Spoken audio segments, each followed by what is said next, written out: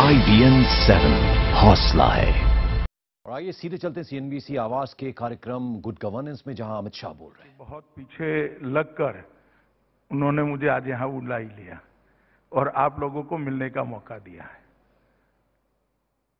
मित्रों, एक बड़े कठिन फेज को पार कर देश एक नई शुरुआत करने की प्रयास में है। इसलिए मैं पहले थोड़ा आपको बैकग्राउंड भी देना चाहूंगा, क्योंकि मोदी सरकार से, भारतीय जनता पार्टी की सरकार से जो अपेक्षाएं हैं लोगों को, वो अपेक्षाओं को अभी यहां आने के पहले कुछ मित्रों से बात हो रही थी, उन्होंने भी बताया कि कैसे पूरा होगा, क्या होगा, समय क्या लगेगा।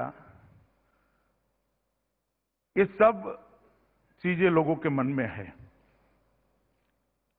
मगर अपेक्षाओं जो इस सरकार से है, इसका एक बैकग्राउंड मैं जरूर देना चाहता हूं कि 21वीं सदी की शुरुआत एनडीए की सरकार और अटल जी प्रधानमंत्री थे तब हुई थी, और दुनिया भर में भारत की सफलता की गाथा की शुरुआत हुई हो, इस तरह का एक माहौल खड़ा हुआ था। और काफी हद तक दुनिया ये स्वीकार कर चुकी थी कि 21वीं शताब्दी में भारत एक बड़ा प्लेयर बनकर उभरेगा दुनिया के आर्थिक मंच पर। 2004 में यूपीए की सरकार आई। 2004 से 2014 तक का 10 साल का कालखंड यूपीए सरकार के हाथ में रहा। जनता का निर्णय था कि इस देश का शासन कांग्रेस के नेतृत्व में यूपीए के हाथ में रहे, मगर ये 10 साल इसलिए कि नहीं कि मैं भारतीय जनता पार्टी का अध्यक्ष हूं, एक न्यूट्रल विवेचक के नाते मैं इसकी विवेचना कर रहा हूं। आप इसमें पॉलिटिक्स न ढूंढिएगा। ये 10 साल का कालखंड घोटालों से भरा रहा, अव्यवस्था से भरा हुआ रहा, और सरकार की पॉलिसी मेकिंग सिस्टम को लकवाग्रस्त कर दिया गया। हर जगह पे एक प्रकार की आशंकाएं खड़ी हो गई।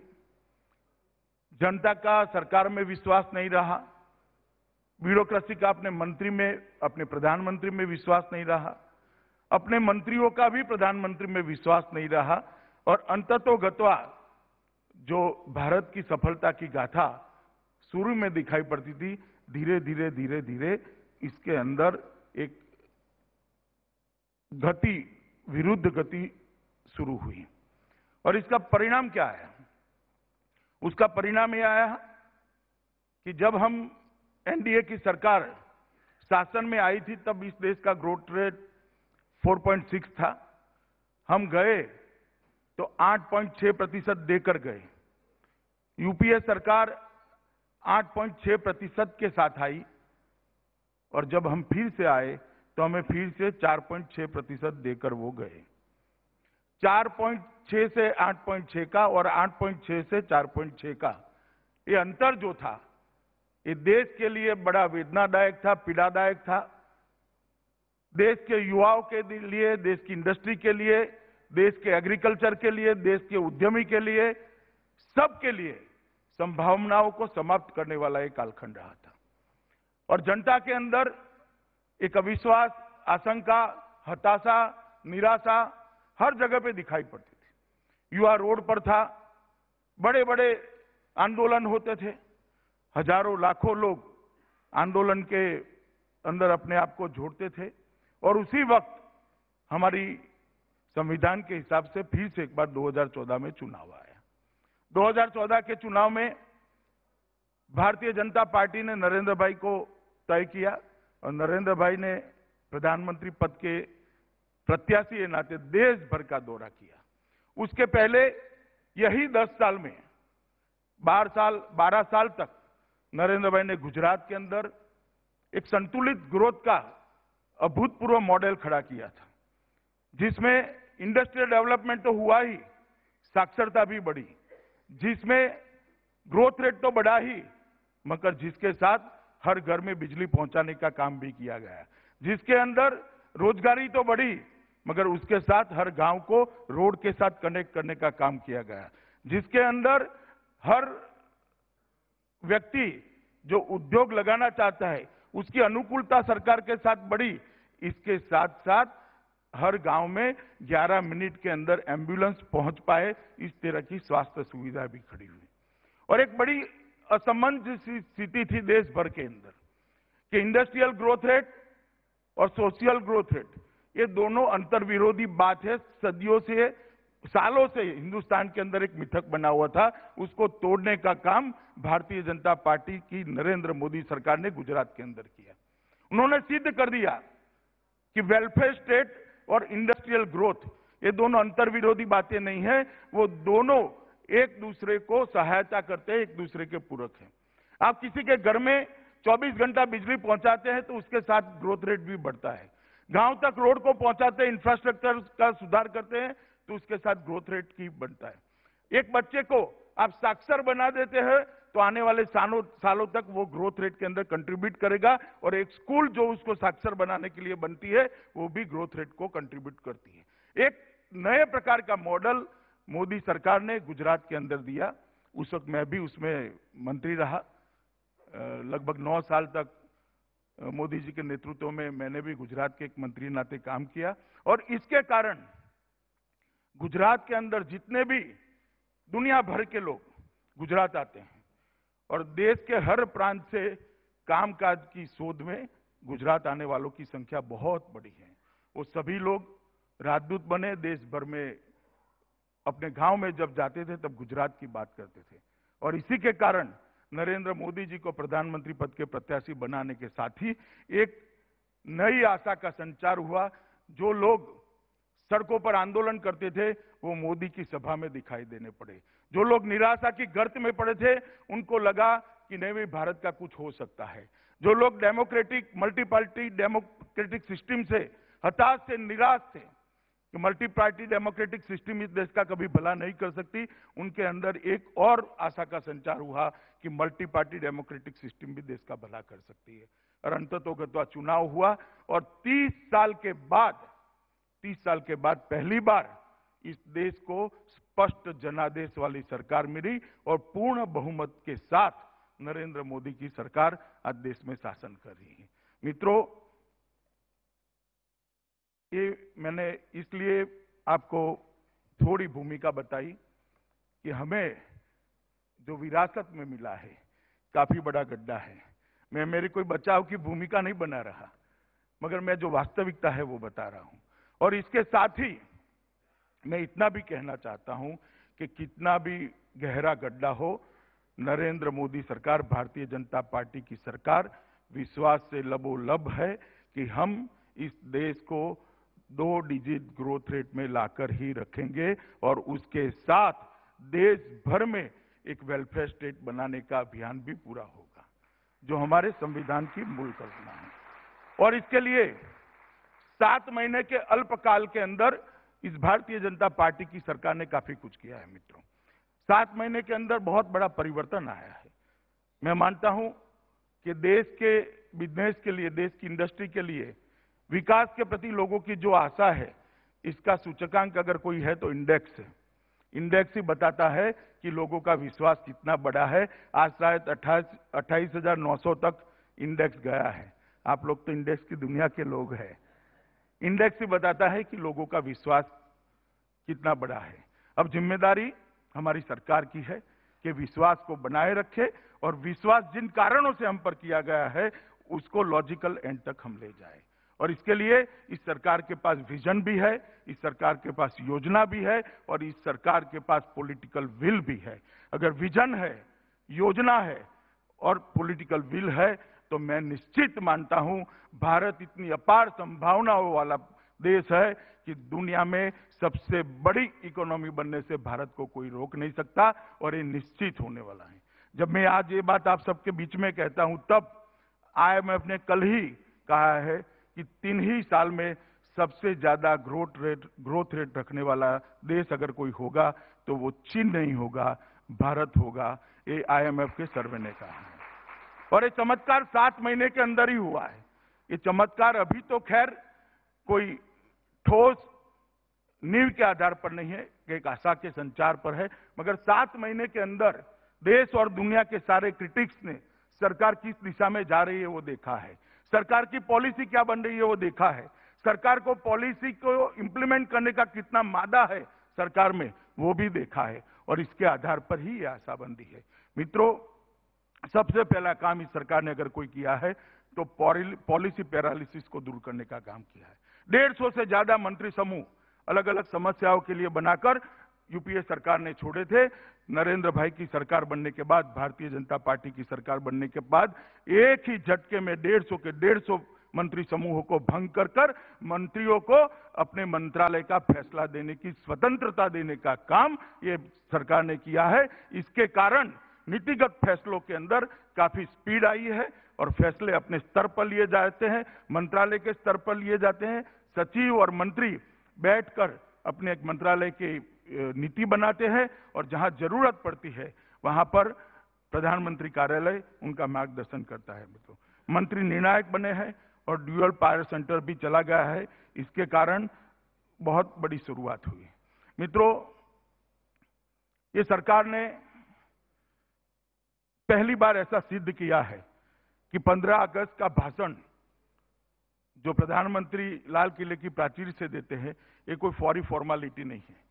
15 अगस्त के भाषण में प्रधानमंत्री जो बोलते हैं वो दूसरी 15 अगस्त के पहले खत्म कर जाना, ये परंपरा शुरू करने का साहस ये भारतीय जनता पार्टी की मोदी सरकार ने किया।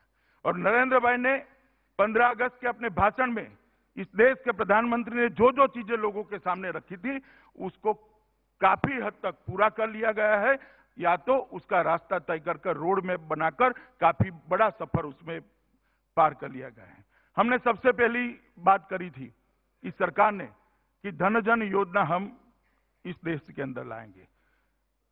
आजादी के 66 सालों के बाद देश के अंदर करीब करीब 55% से ज्यादा फैमिली ऐसे थे जिनके पूरे फैमिली के अंदर एक भी बैंक अकाउंट नहीं था।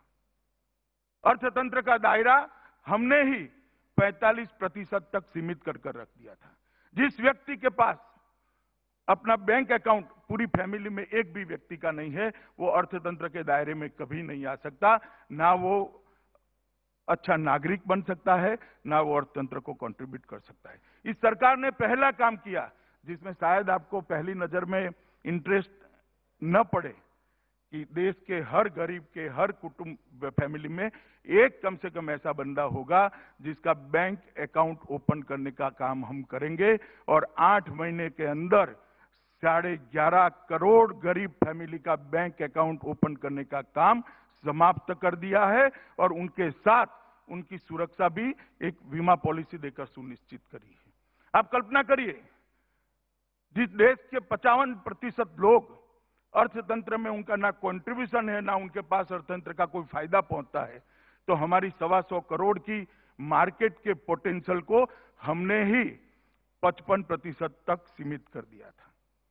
जो 125 करोड़ का मार्केट है, 125 करोड़ की हमारी जनसंख्या है, वो एक दृष्टि से देखे तो देश के लिए बोझ हो सकती है, मगर दूसरी दृष्टि से देखे तो मार्केट है और उस मार्केट को एनकैश करने के लिए बहुत बड़ी पोटेंशियलिटी हिंदुस्तान के अंदर पड़ी है। और पूरी दुनिया जो हिंदुस्तान में आना चाहती है, इसका एक ही कारण है कि यहाँ 125 करोड़ लोगों की जनसंख्या है।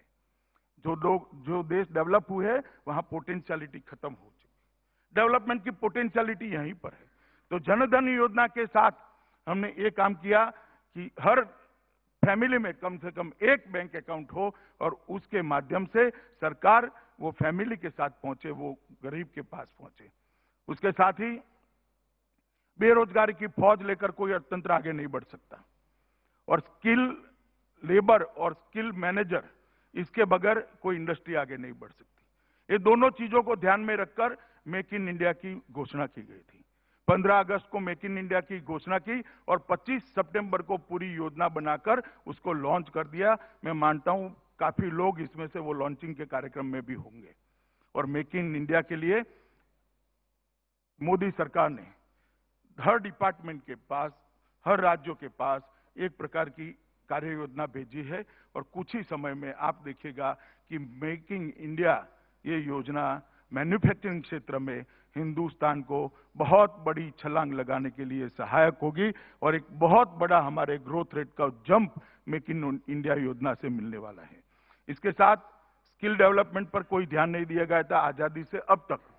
इस सरकार ने स्किल डेवलपमेंट का एक डिपार्टमेंट नया शुरू किया, एक फुल टाइम सचिव, एक फुल टाइम मंत्री स्किल डेवलपमेंट के लिए दिया है और ग्रेजुएट बेकारों की जो फौज थी वो फौज में अपनी स्किल के आधार पर, अपने उद्यम के आधार पर कटौती कर कर हर व्यक्ति को इस देश के ग्रोथ रेट को कंट्रीब्यूट करने का मौका मिले, इस तरह की स्किल डेवलपमेंट की नीचे तक की योजना हमने बनाई है। एक दीनदयाल उपाध्याय वीज योजना बनाई है। 24 घंटा बिजली इस देश के विकास के लिए अनिवार्य है। नागरिक का जीवन स्तर ऊपर लाना और इंडस्ट्री को भी बढ़ावा देना, दोनों चीजों के लिए 24 घंटा बिजली पहुंचना जरूरी है। गुजरात में हमने कर कर दिखाया था। आज गुजरात देश का एक राज्य ऐसा है जहां हर गांव में, हर घर में 24 आवर 3 फेज अनइंटरप्ट पावर पहुंचता है और उसी के कारण गुजरात का ग्रोथ रेट सालों तक डबल डिजिट में रहा है। उसके कारण गांव छोड़कर शहर में जो झुग्गी झोपड़ियों में तब्दील होती थी वो आबादी में हमने बचाव किया है। बहुत बड़ी मात्रा में कटौती की है और अर्बनाइजेशन पर रोक लगाने में हमने एक अच्छी जिंदगी गांव में भी देने का एक विकल्प दिया था। और इस बार सरकार ने पूरे देश के लिए इसकी महत्वाकांक्षी योजना बनाई है जिसमें बिजली का उत्पादन और वितरण, ये दो चीजों पे भारत सरकार कॉन्सेंट्रेट करेगी और घर तक पहुंचाने के लिए राज्य सरकारों ने अपनी कार्य योजना बनानी पड़ेगी। राजस्थान और केरल, दो राज्यों ने भारत सरकार के साथ एग्रीमेंट कर लिया है और मैं आशा करता हूं कि 5 साल के अंदर सारे देश के अंदर हम बिजली पहुंचाने के लिए तैयार होंगे और आधे से ज्यादा देश में 24 घंटा बिजली हर घर में पहुंचाने का काम ये सरकार ने समाप्त कर दिया होगा। बीमा क्षेत्र में, रियल एस्टेट में एफडीआई की सीमा बढ़ाने के लिए काफी सालों से पॉलिटिकल विल के कारण ये चीजें अटकी पड़ी थी। ये सरकार ने एक फैसला कर कर वो चीजों को समाप्त किया है। रक्षा और रेलवे, ये दो ऐसे क्षेत्र हैं जिसके अंदर अपार संभावनाएं इन्वेस्टमेंट की भी पड़ी है और अपार संभावनाएं रोजगारी की भी पड़ी है। ये दोनों क्षेत्रों के अंदर एफडीआई की लिमिट को बढ़ाने का काम इस सरकार ने किया है। स्वच्छ भारत आपको लगेगा इसका ग्रोथ रेट से क्या लेन देन है। स्वच्छ भारत सीधे सीधा पर्यटन के साथ जुड़ा है, स्वच्छ भारत सीधे सीधा स्वास्थ्य के साथ जुड़ा है और स्वच्छ भारत सीधे सीधा अपने देश की इमेज के साथ जुड़ा है। स्वच्छ भारत का नारा अभी तो सिर्फ नारा है, एक प्रचार है और एक इनिशिएटिव है जो देश की पूरी जनता को स्वच्छता के लिए संस्कारित करता है, एक जागरूकता खड़ा करता है। इसके साथ ही आने वाली पंचवर्षीय योजना में भारत सरकार, राज्य सरकार और स्थानीय इकाई, ये तीनों इकट्ठा होकर इस स्वच्छता की परिकल्पना को लॉजिकल एंड तक ले जाने के लिए प्लानिंग में इसको बहुत बड़ा महत्व मिलने वाला है। और 2019 तक जब गांधी जी की यहाँ आने के 100 साल समाप्त होंगे, उस वक्त 2019 तक हम स्वच्छ भारत की कल्पना को भी समाप्त करने वाले हैं। मैं मानता हूं कि आप लोगों में से काफी लोग मुझसे सहमत नहीं होंगे, मगर एक अच्छे ग्रोथ रेट के लिए बहुत जरूरी है स्वच्छ भारत का निर्माण हो और पूरे देश के अंदर स्वच्छता के संस्कार गांव तक, कुटुंब तक और नागरिक तक पहुंचे, ये बहुत जरूरी है। गंगा अभियान, गंगा की जो स्थिति है वो सच अर्थ में मित्रों दयनीय है। गंगा का धार्मिक और आध्यात्मिक महत्व तो है ही, मगर हमें इस बात को सोचना चाहिए कि देश की 40% आबादी, 40% पॉपुलेशन गंगा के आधार पर अपने जीवन का निर्वहन करता है और देश का जो अनाज आता है उसमें से 50% अनाज गंगा के मैदानों में से आता है, और अगर वो गंगा स्वच्छ नहीं है तो कुछ नहीं हो सकता। पर्यटन को बढ़ावा देना है तो उसका भी रास्ता गंगा में है। कृषि पैदावार बढ़ानी है, जमीन को बिगड़ते हुए बचाना है तो उसका भी रास्ता गंगा में है, और नए संस्कार भी पैदा करने हैं तो उसका रास्ता भी गंगा में है। गंगा को हम एक मॉडल नदी बनाना चाहते हैं और उसके माध्यम से देश भर के सभी राज्य अपने अपने राज्यों की सभी नदियों को एक गंगा की पैटर्न पर स्वच्छ बनाए। पर्यावरण के लिए भी कंट्रीब्यूशन होगा, टूरिज्म के लिए भी कंट्रीब्यूशन होगा, और एग्रीकल्चर पैदावार में भी काफी बड़ी फायदा होगा। मित्रों, एग्रीकल्चर के लिए भी हमने काफी बड़ा काम शुरू किया है। एग्रीकल्चर आज भी देश की 60% से ज्यादा जनता के लिए रोजी रोटी का आधार देने वाला एक सेक्टर है, उसको हम नहीं छोड़ सकते। एग्रीकल्चर के लिए गुजरात और मध्य प्रदेश की पैटर्न पर, जहां कंटिन्यूअसली 7-8 साल तक 15% ग्रेथ रेट रहा, 10% ग्रेट रहा, उसी पैटर्न पर देश को आगे ले जाना चाहते हैं। जो एग्रीकल्चर ग्रोथ के लिए पूरी डिटेल योजना बनी है, वो भी कुछ महीनों में लोगों के सामने आ जाएगी। मित्रों,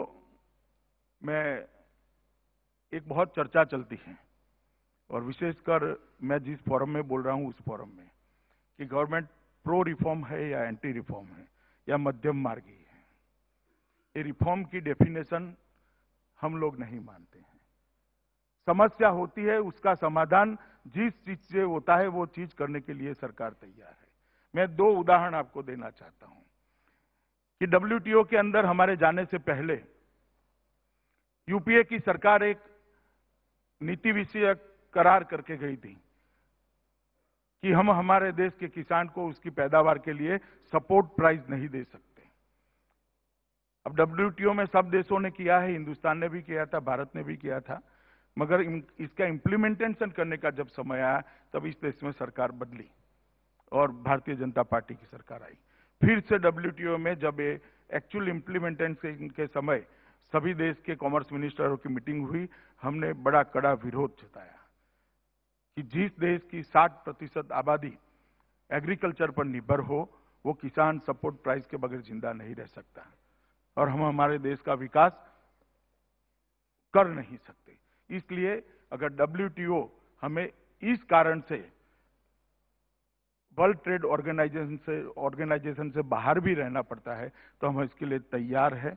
आप सबको जानकर आश्चर्य होगा कि हिंदुस्तान के लिए एक अपवाद किया गया और हमारे देश के किसानों को सपोर्ट प्राइस देने में WTO के सभी देशों ने सहमति दे दी।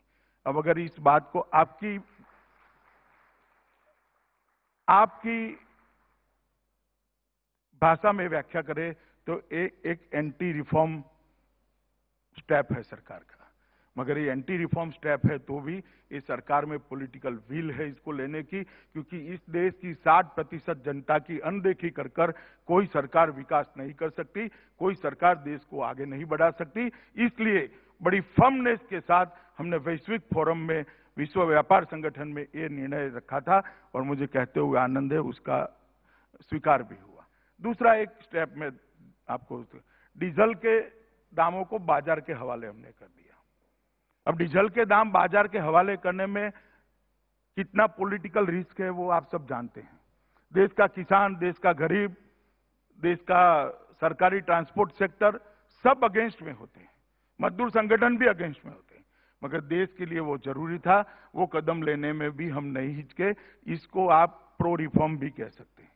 ये सरकार ना प्रो रिफॉर्म है ना एंटी रिफॉर्म है, ये सरकार प्रो सॉल्यूशन सरकार है।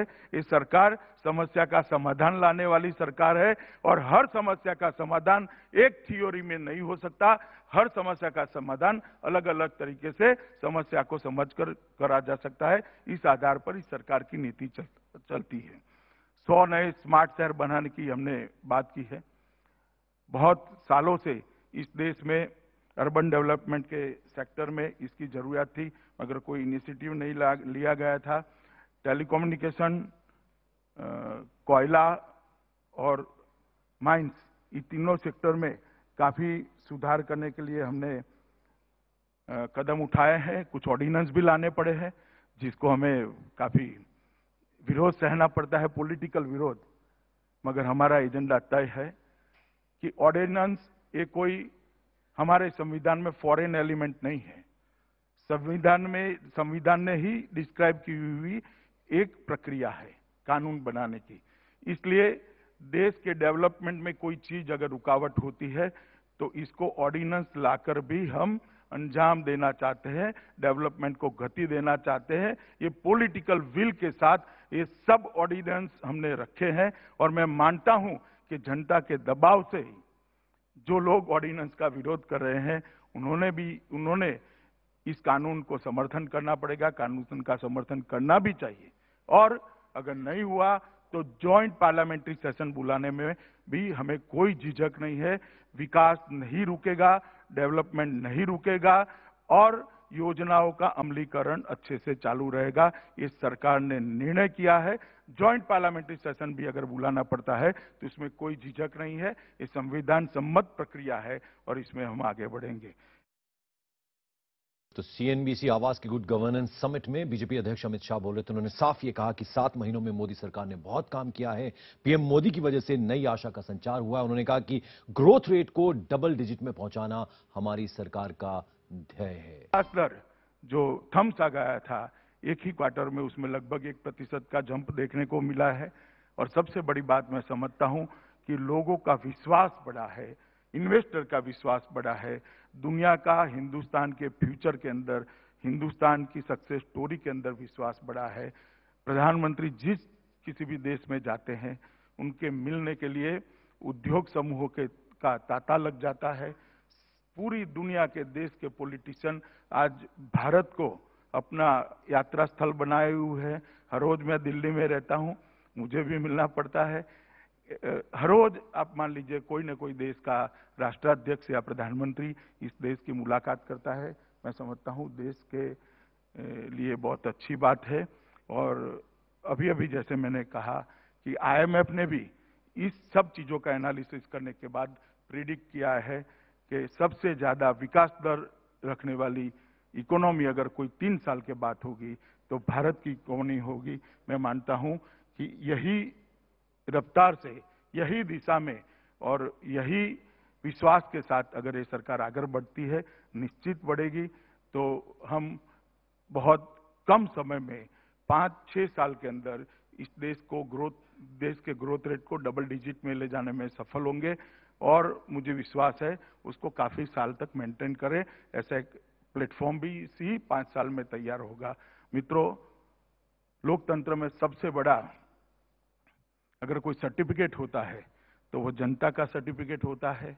मैंने कई चुनाव देखे हैं। 16 साल की उम्र से चुनावी रणनीति का मैं विद्यार्थी हूं। मैंने कई बार देखा है कि शपथ लेने के बाद नेता की पॉपुलैरिटी नीचे ही जाती है। नरेंद्र मोदी एकमात्र ऐसा नेता है शपथ लेने के बाद भी पॉपुलैरिटी रेट जिस व्यक्ति का बढ़ता है। और भारत सरकार की रचना के बाद 4 टेस्ट हुए देश में लोकतंत्र की दृष्टि से।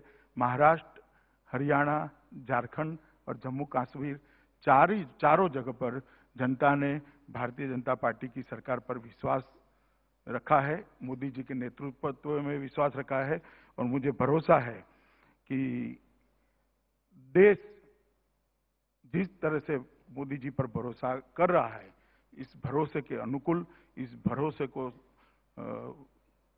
आगे बढ़ाने के लिए हम पूरी जोर से और सब प्रयासों से काम करेंगे और ईश्वर हमें जरूर सफलता देगा।